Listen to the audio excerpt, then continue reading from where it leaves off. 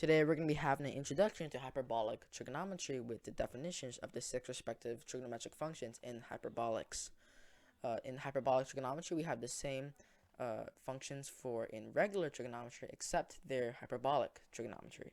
So they're not just regular sine, they're the hyperbolics of sine. And we can start off with the definition of the hyperbolic of sine being equal to e to the x minus e to the negative x divided by 2. With e being Euler's number having an approximation of 2.71828, Euler's number being a natural number. Similarly to pi, the definition of the hyperbolic of cosine is equal to e to the x plus e to the negative x divided by 2. And at this point, you might be wondering, why did I write the definitions of the two functions as such? Well, that's what the hyperbolic of sine and the hyperbolic of cosine are defined as. You can't prove definitions, just like you cannot prove that two lines that are parallel to one another will never touch each other. You can't prove it, but you just have to accept it as true. This applies the same for the definitions in hyperbolic trigonometry and in regular trigonometry as well.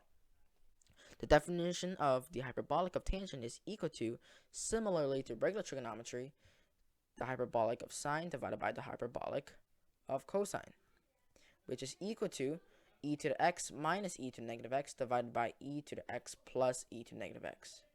And we know this because the hyperbolic of sine's definition e to the x minus e to the negative x divided by 2, and the definition for the hyperbolic of cosine is equal to e to the x plus e to the negative x divided by 2.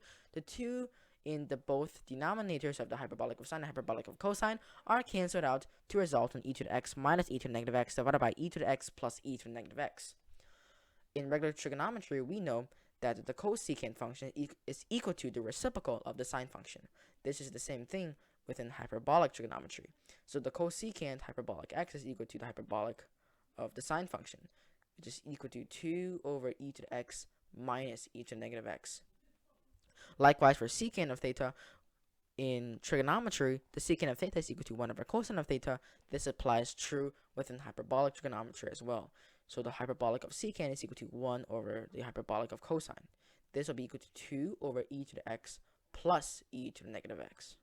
And finally, we leave us with cotangent. Hyperbolic of cotangent x is equal to 1 over the hyperbolic of tangent, hyperbolic x, which is equal to, we know the hyperbolic tangent definition is equal to e to the x minus e to the negative x divided by e to the x plus e to the negative x. We take the reciprocal of that to get e to the x plus e to the negative x divided by e to the x minus e to the negative x, or in other words, is equal to the cosine hyperbolic of x divided by the hyperbolic of sine x. And this is similar to trigonometry, where the cotangent of theta is equal to the cosine of theta divided by sine of theta.